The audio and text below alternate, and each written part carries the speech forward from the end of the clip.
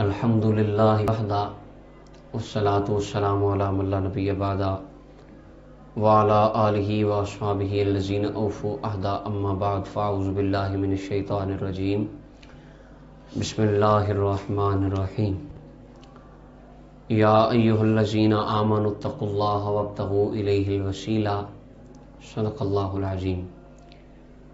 دروشی پڑھیں صلاۃ و سلام علیکہ یا سیدی یا رسول اللہ وعلی آلکہ واصحابکہ یا حبیب اللہ۔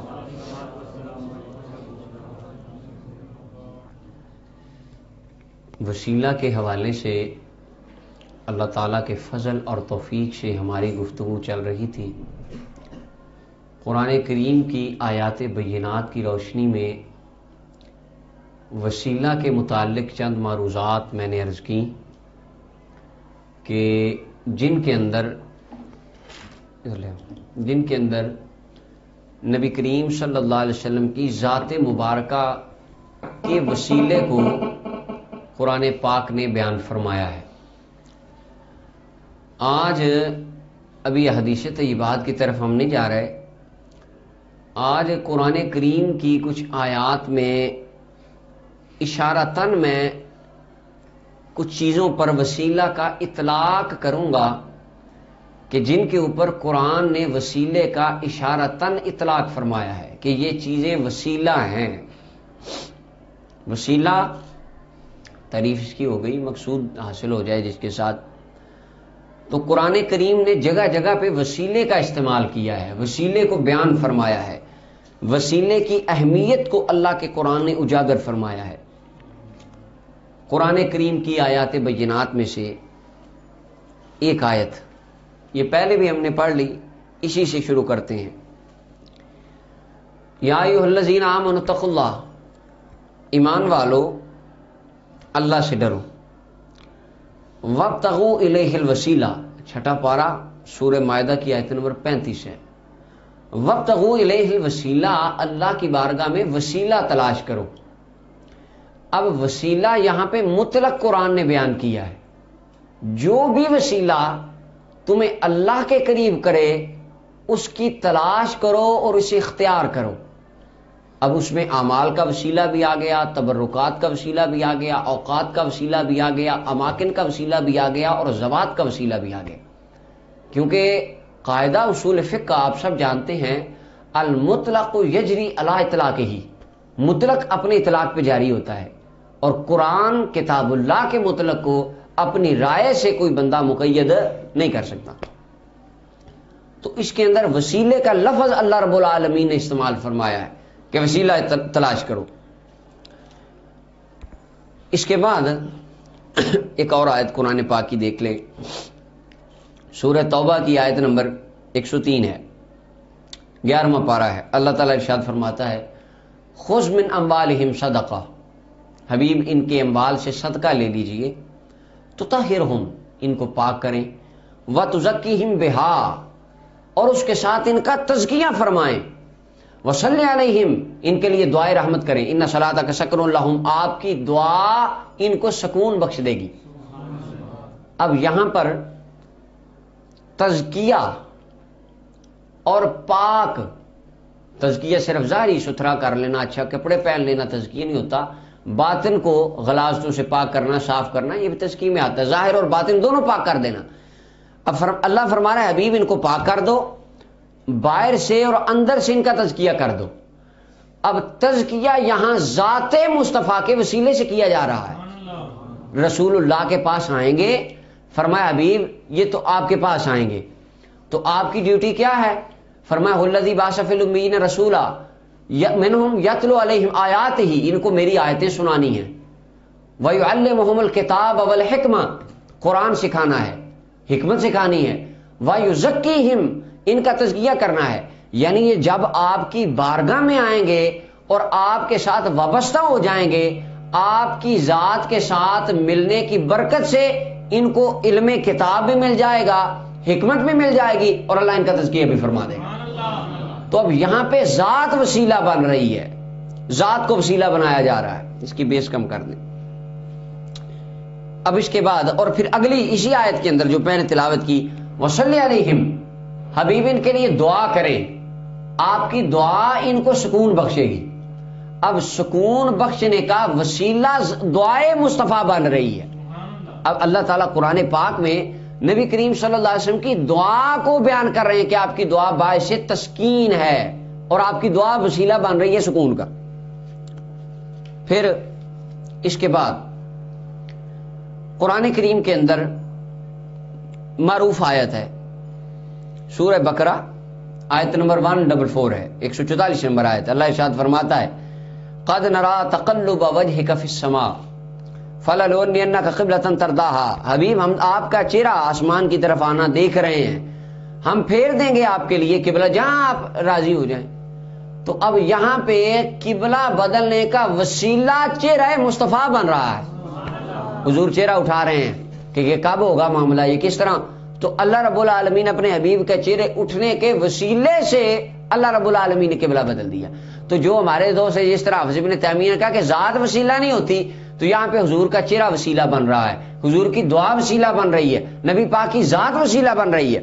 قرآن کی اگلی آیت اللہ تعالیٰ ارشاد فرماتا ہے سورہ کہف کے اندر 16واں پارہ آیت نمبر 82 ہے. حضرت موسیٰ و خضر علیہ السلام کا واقعہ اللہ بیان کرتے ہوئے ارشاد فرمایا جب خضر علیہ السلام گئے اور انہوں نے جا کے تیسرا کام کیا, ایک دیوار بنا دی وہ جو گرنے والی تھی. تو بعد میں جب پوچھا موسیٰ علیہ السلام نے کہ یہ آپ نے کیا کیا, کیوں کیا, تو فرمایا میں تجھے بتاتا ہوں. فرمایا وکان ابوہما صالحا, ان بچوں کا باپ نیک ہے. فاراد ربک ان یبلغا اشدہما ویستخرجا, اللہ کو منظور ہوگا تو وہ خزانہ ان کے لیے نکل آئے گا. کیوں میں نے دیوار کیوں تعمیر کی, ان کا باپ نیک ہے تو اللہ نہیں چاہتا کہ ان کا خزانہ ظاہر اور لوگ لوٹ لیں. اب بچوں پہ یہ کرم ہو رہا ہے نا تو ان کے باپ کے وسیلے سے ہو رہا ہے.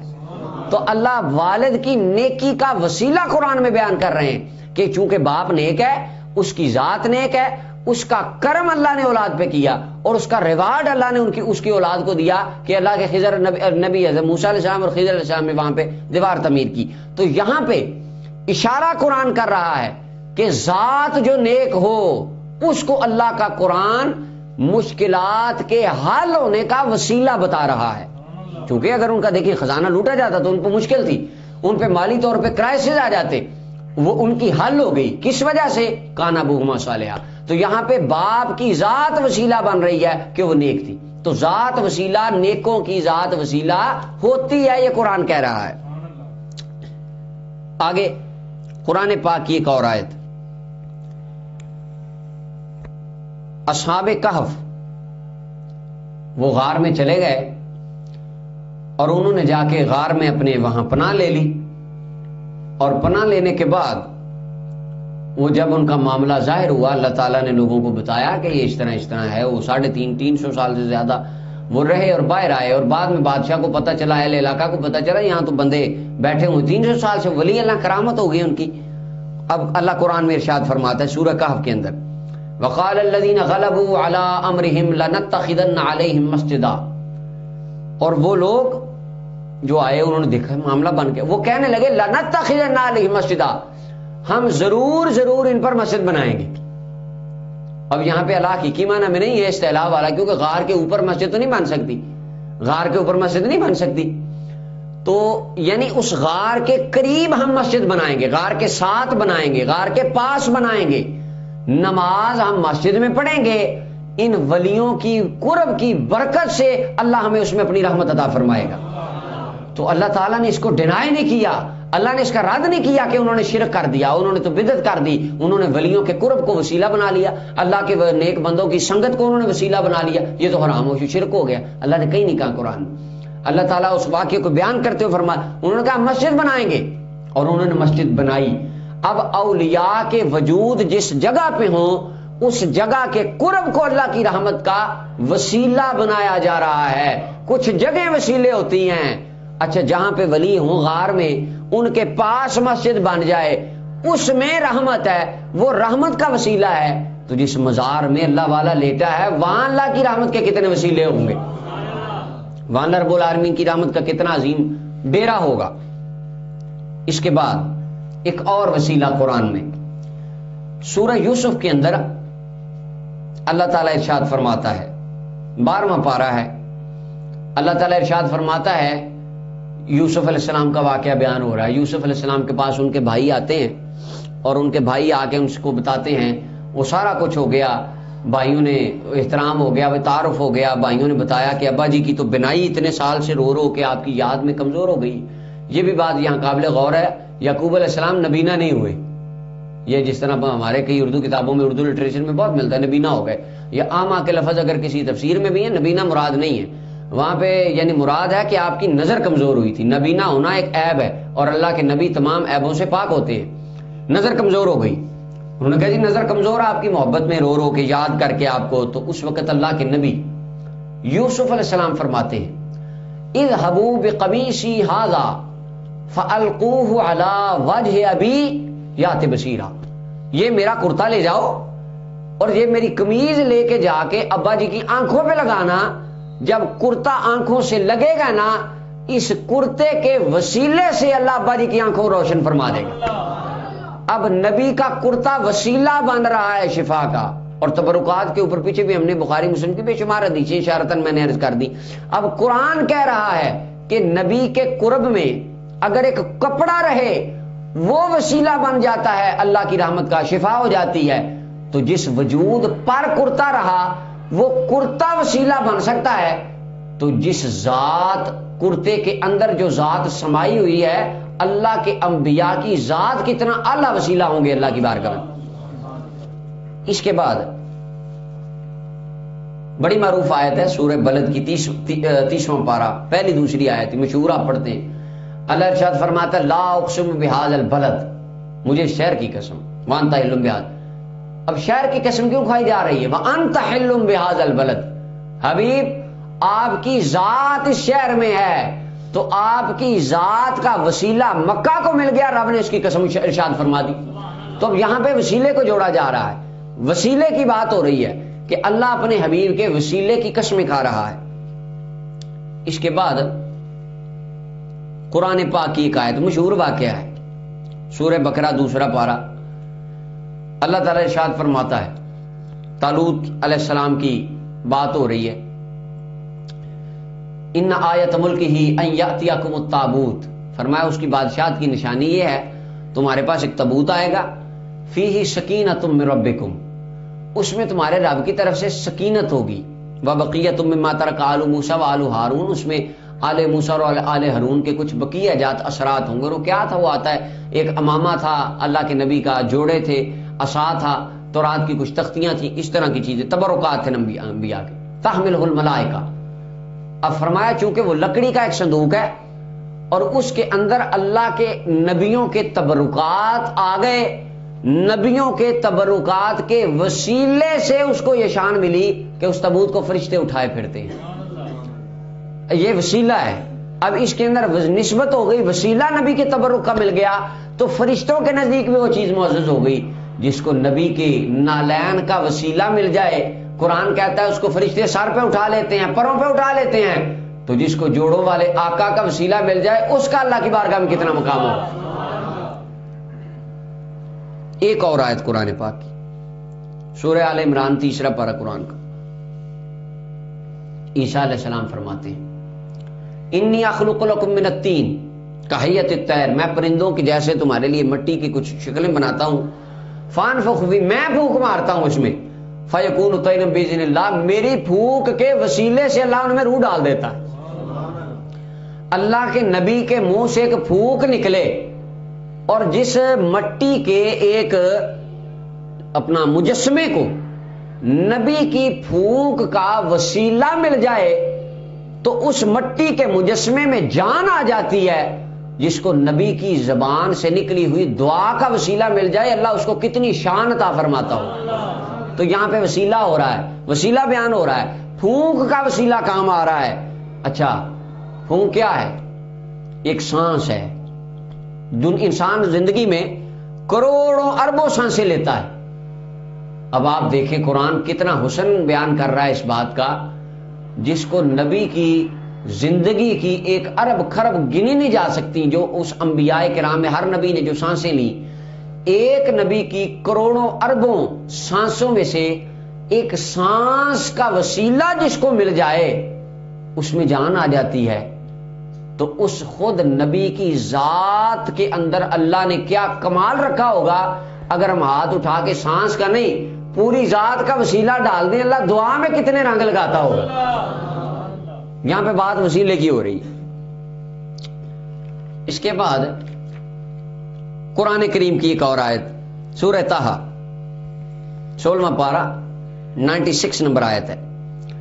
اللہ تعالیٰ ارشاد فرماتا ہے فَقَبَضْتُ قَبْضَةً مِّنْ أَثَرِ الرَّسُولِ، جب آئے جبریل علیہ السلام آئے اور وہ گھوڑے پہ اپنے سوار تھے اور سفید رنگ کا ان کا گھوڑا تھا، اور فرعون کا لشکر جب غرق ہونے لگا اس وقت کی بات ہے، تو سامری نے پیچھے سے وہ بچڑا بنایا اور بچڑا بولنے لگا۔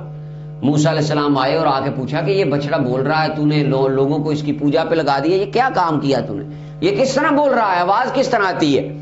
وہ کہتا ہے فَقَبَضْتُ قَبْضَةً مِّنْ أَثَرِ الرَّسُولِ، جب جبریل علیہ السلام آئے نا، ماما باندھا تھا، گھوڑی پہ سوار تھے اور اپنی سواری پہ، لوگوں نے نہیں پہچانا، میں نے پہچان لیا تھا۔ کس طرح؟ مفسرین کہتے ہیں کہ حضرت جبریل علیہ السلام جس سواری پہ سوار تھے وہ جہاں قدم رکھتی وہاں سے سبزہ اگتا تھا، تو اس سامری جادوگر نے وہاں سے اس کے گھوڑے کے سم کے نیچے جو خاک تھی وہاں کی ایک مٹھی اٹھا کے جیب میں ڈال لی، اس نے پاس محفوظ رکھ لی، اور سونے کا بچڑا بنایا اور اس میں وہ ایک اس نے ڈالی، اس کے اندر مٹھی ڈالی، جبریل علیہ السلام کی سواری کے قدموں کی خاک کی ایک مٹھی ایک سونے کے بچڑے میں ڈالی اور وہ باتیں کرنے لگ گیا۔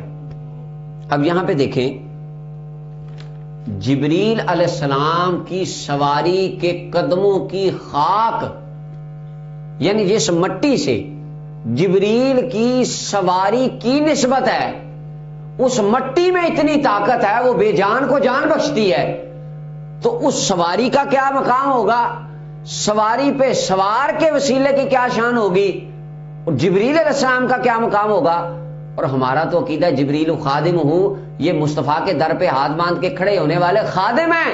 اگر خادم کی سواری کے قدموں کی خاک کا یہ رتبہ ہے تو جس آقا کے در سے شان ملی مصطفیٰ کا کیا مقام ہوگا، حضور کے وسیلے کی کتنی شان ہوگی، اور نبی کریم صلی اللہ علیہ وسلم کے وسیلہ مبارکہ میں کتنی طاقت ہوگی۔ قرآن پاک کی ایک اور آیت ذات کے وسیلے کے اوپر اللہ ارشاد فرماتا ہے سورہ سجدہ کی 21واں پارہ سورہ سجدہ کے اندر اللہ ارشاد فرماتا ہے قل یتوفاکم ملک الموت الذی وکل بکم، فرما دیجیے حبیب تمہیں ملک الموت وفات دیتا ہے۔ وفات کون دیتا ہے؟ حقیقت میں اللہ، لیکن ذات ملک الموت کی وسیلہ بنتی ہے روح نکالنے کا۔ اب اللہ مرنے میں وسیلہ استعمال کر رہا ہے، اور وہ حدیث بخاری کی اگر میں تھوڑا سا ہٹ جاؤں چونکہ موضوع قرآن پاک پہ ہے، اگر باہر نکل جاؤں تو وہ بخاری مسلم کی روایت آتی ہے، فرمایا 40 دن ہوتا ہے، اس کے بعد فرشتہ آتا ہے اور فرشتہ آ کے روح ڈال دیتا ہے۔ روح کون ڈالتا ہے وجود میں؟ اونچی طرح روح تو اللہ ہی بخشتا ہے نا، لیکن مصطفیٰ فرما رہے فرشتہ روح لے کے آتا ہے۔ اب جو کہے کہ ذات کا وسیلہ کوئی نہیں ہوتا، شرک ہو جاتا ہے، تو تجھے تو پیدا ہی رب نے فرشتے کے وسیلے سے کیا ہے، وہ وسیلہ فرشتہ بنائے جو روح لے کے آیا ہے۔ اور آپ دنیا کے نظام میں دیکھ لیں، ایک جگہ پہ تھا، ہم بیٹھے تھے تو ساتھ ایک اور ساتھی بیٹھے تھے، تو وہاں پہ وسیلے پہ بات ہونے لگی۔ کچھ دوست کہیں کہ نہیں وسیلہ کیا ہوتا ہے، یہ وسیلہ کیوں یوں، تو میں ان سے اپنے انداز میں باتیں کرنے لگا کافی، تو تقریباً کم از کم کوئی 55 منٹس پلس ہمارا ٹائم اس میں چلا گیا، کوئی گھنٹہ وہ لے گیا وہ بندہ اس کام میں۔ ہم وسیلے پہ دلائل یہ وہ قرآن حدیث کی باتیں یہاں سے وہاں سے کرتے رہے، یہ بھی لکھا ہے وہ حدیث صحیح ہے، اس کی سند میں کوئی سکون نہیں۔ بعد میں ایک ساتھی بیٹھے تھے تو وہ بھی عالم تھے، تو وہ کہنے لگے تو مجھے ایک بات بتا، تو نے بڑی باتیں کر لی ہیں، دلیلوں کی بڑی باتیں ہوں گی، تو مجھے ایک بات بتا، تو دنیا پہ آیا ہے تو کیسے آیا ہے؟ تو اماں ابا کے وسیلے سے آیا ہے، اگر اماں ابا نہ ہوتے تو کیسے آتا؟ تو وسیلے کے انکاری تو پیدا ہی وسیلے سے ہوا ہے اور تو وسیلے کا انکار کر. باپ کی ذات وسیلہ بنی, اس نے نکاح کیا. ماں کی ذات وسیلہ بنی, اس نے پیٹ میں رکھا, اس کے بعد تجھے روح ملی. اور پھر فرشتے کی ذات وسیلہ بنی جس نے روح آ کے اندر ڈالی. اور مرتے وقت کل یتوفاکم الملک الموت ذات وسیلہ بن رہی ہے جو روح لے کے جا رہی ہے. تو یہ وسیلے, ذاتوں کے وسیلے کا انکار تو کو بے وقوف کر سکتا ہے. اللہ نے سے پیدا ہونے سے مرنے تک اللہ نے جگہ جگہ پہ وسیلوں کا جال بچا رکھا ہے. اس کا انکار کوئی عقل مند بندہ نہیں کر سکتا. اس کے بعد قرآن پاک کی ایک اور آیت, ذات وسیلہ بنتی ہے, بڑی مشہور ہے, سورہ مریم 16واں پارہ. اللہ تعالی ارشاد فرماتا ہے قال انما انا رسول ربک. جبریل علیہ السلام آتے ہیں اماں مریم علیہ السلام کے پاس اور آ کے کہتے ہیں انما انا رسول ربک, میں تیرے رب کا بھیجا ہوا غلام رسول ہوں, فرشتہ ہوں. رسول سے مراد قاصد ہوں. آیا کیا کر رہے ہوں, لِأَهَبَ لَكِ غُلَامًا زَكِيًّا, تاکہ میں تجھے بیٹا دے دوں. بیٹے کون دیتا ہے؟ اللہ. اونچی ذرا, بیٹے اللہ ہی دیتا ہے. لیکن یہاں پر بیٹا اللہ نہیں دیا, لیکن ذات جبریل وسیلہ بن رہی ہے بیٹا دینے کا. اللہ ذات کو وسیلہ بنا رہا ہے تاکہ پتہ لگ جائے دیتا ہر کچھ اللہ ہی ہے, کام اللہ نہیں کرنے ہیں, دعائیں قبول اللہ نہیں کرنی ہیں. لیکن جب رب کے پیاروں کا وسیلہ آ جائے تو کام میں رحمت شامل ہو جاتی ہے, کام میں برکت ہو جاتی ہے. تو فرمایا میں آیا ہوں تجھے بیٹا دینے. تو یہاں پہ جبریل علیہ السلام کی ذات کو وسیلہ بنایا جا رہا ہے. اب ٹوٹل 18ویں آیت قرآن کریم کی جتنی میں نے تلاوت کر دی ان میں 18ویں آیت ہے قرآن پاک کی. سورہ انفال 9واں پارہ ہے. اللہ ارشاد فرماتا ہے ما کان اللہ لیعذبہم وانت فیہم. حبیب اللہ ان کو کبھی عذاب نہیں دے گا. کیوں؟ کیونکہ آپ ان میں تشریف فرما ہیں. تو ذات مصطفیٰ وسیلہ بن رہی ہے قیامت تک. جس طرح پہلی امتوں پہ آیا کہ فرشتوں نے اوپر جا کے بستیاں الٹ دی, چیخ آئی, سارے مر گئے, بندر بن گئے, خنزیر. امت محمدیہ اور امت اجابت کے اندر جنہوں نے قبول کر لیا, جنہوں نے کلمہ پڑھ لیا, ان میں کبھی یہ کام نہیں ہوگا. کیوں؟ آج بھی ذات مصطفیٰ ہم میں موجود ہے. ہمارے آقا کے ذات کا وسیلہ آج بھی ہمارے کام آ رہا ہے. تو یہ ذات کا وسیلہ ہے. کہتے ہیں نہیں صرف نیک اعمال کا وسیلہ ہوتا ہے, صرف اللہ اللہ کریں بس یہی وسیلہ ہے. تو یہاں پہ اللہ کا قرآن کہہ رہا ہے میرے حبیب کی ذات وسیلہ بن رہی ہے. اس کے بعد مقامات کے اوپر قرآن کی آیت نمبر 19, بلکہ اس سے پہلے ایک آیت سن لیں. اللہ تعالیٰ ارشاد فرماتا ہے سورہ بقرہ کے اندر ہے, فرمایا وَإِذْ قُلْتُمْ يَا مُوسَىٰ لَن نَّصْبِرَ عَلَىٰ طَعَامٍ وَاحِدٍ فَادْعُ لَنَا رَبَّكَ. بنی اسرائیل والے آ کے کہتے ہیں ہمارے دعا کریں ہمارے لیے اپنے رب سے. ان کو خود دعا نہیں کرنی آتی تھی, یہ ان کو ہاتھ نہیں اٹھانے آتے تھے. اب بنی اسرائیل والے اللہ کی قرب کے لیے اور برکت کے لیے دعا کا وسیلہ استعمال کریں, دعا کریں. خیر اس وسیلے کو سارے مانتے ہیں, یہ بھی وسیلوں میں سے ایک وسیلہ ہے, قرآن نے اسے بیان کیا, اس پر تو کوئی اختلاف نہیں. تو یہاں پہ بات یہ دیکھیں ذات نبی کو وسیلہ بنایا جا رہا ہے کہ آپ دعا کریں. دعا تو سب کو آتی ہے کرنی, لیکن آپ کریں کیونکہ آپ کی ذات اعلیٰ ہے, آپ کی ذات وسیلہ بنے گی. اور 20ویں آیت قرآن پاک کی فرمایا ہنالک دعا زکریا ربہ. زکریا علیہ السلام نے وہاں حجرے میں کھڑے ہو کے دعا کی, اور حجرے میں کھڑے ہو کے دعا کی. فنادت الملائکہ ہنالک دعا زکریا ربہ قال رب هب لي من لدنک ذریۃ طیبہ انک سمیع الدعاء. فنادت الملائکہ وهو قائم يصلي في المحراب ان الله يبشرك بيحيى مصدقا بكلمة من الله وسيدا وحصورا ونبيا من الصالحين. دعا کی اللہ بیٹا دے دے, حجرے میں کھڑے ہو کے برکت والی جگہ پہ. ابھی دعا مانگ کے باہر نہیں آئے, فرشتے نے آواز دے دی مبارک ہو, اللہ نے دعا قبول فرما لی. تو قرآن کہہ رہا ہے کچھ مقامات ایسے ہوتے ہیں جو اللہ کی بارگاہ میں وسیلہ بن جاتے ہیں, جو اللہ کی بارگاہ میں کچھ جگہیں ایسی ہوتی ہیں وسیلہ ہے, کچھ اوقات ایسے ہوتے ہیں جو اللہ کی بارگاہ میں وسیلہ ہیں, کچھ ذوات ایسی ہوتی ہیں, ذاتیں ایسی ہوتی ہیں اللہ کی رحمت کا, اللہ کے قرب کا وسیلہ بن جاتے ہیں. اور آخر میں وہ بڑی مشہور آیت ہے, فرمایا وَكَانُوا مِن قَبْلُ يَسْتَفْتِحُونَ عَلَى الَّذِينَ كَفَرُوا فَلَمَّا جَاءَهُمْ مَا عَرَفُوا كَفَرُوا بِهِ فَلَعْنَةُ اللَّهِ عَلَى الْكَافِرِينَ. تفسیر تبری سے لے کے آخر تک سب نے اس کی تفسیر میں یہ لکھا کہ یہ جو یہود و نصارہ کے قبیلے تھے پیچھے نبی علیہ السلام کی ولادت سے کہ قبل پہلے حضور کی ولادت سے, یہ جب جنگ ہوتی تو یہ دعا کرتے یا اللہ نبی پاک کے وسیلے سے ہمیں فتح عطا فرما. نبی پاک کا نام وسیلہ بناتے, ذات رسول کو وسیلہ بناتے, بھی حضور دنیا میں نہیں آئے. تو اللہ تعالیٰ ان کی دعا کو اپنے حبیب کے نام کی برکت سے قبول فرماتا اور اللہ تعالیٰ ان کو فتح عطا فرما دیتا تھا. تو یہ قرآن کریم کے اندر کچھ وسیلے کے اطلاقات تھے کہ جن کے اوپر اللہ نے وسیلے کا اطلاق کر کے ہمیں سمجھایا کہ وسیلہ کے بغیر تمہارا گزارا نہیں ہے، حیات سے لے کے وفات تک وسیلہ وسیلہ وسیلہ، اور ذات کا وسیلہ میں نے تمہاری زندگی میں رکھا ہے۔ لہذا کامیاب وہ شخص ہے جو وسیلے پر ایمان رکھنے